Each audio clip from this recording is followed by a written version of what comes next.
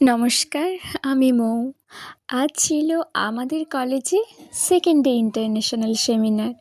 আর সেই সেমিনারের লাঞ্চের মেনু কী কী ছিল তোমরা সেটা দেখে নাও। আর আজকেরও মেনুটাও খুব সিম্পল ছিল, কারণ প্রচণ্ড গরম পড়েছে। ফার্স্ট ডে ইন্টারন্যাশনাল সেমিনারে যেহেতু দই কাতলা ছিল, তাই আজকে আমাদের ফিশ ছিল, চিকেন ছিল, আর দই পনির ছিল। তো তোমরা দেখে নাও কী কী মেনু আছে। আর সব খাবারগুলি অবশ্যই খুব টেস্টি ছিল।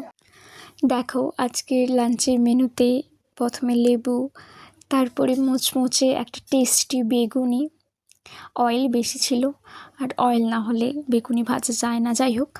তারপরে ভাত, মিক্সড ডাল, আর আলু পোস্ত, আর আমি মাছ ভাজা নিয়েছিলাম, আর দই পনিরটাও টেস্ট করার জন্য বা খাওয়ার জন্যই নিয়েছিলাম। তারপরে সবশেষে আমের চাটনি।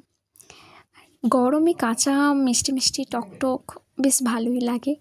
তারপরে পাঁপড়, মিষ্টি, জলজিরে, এটা তো কমন।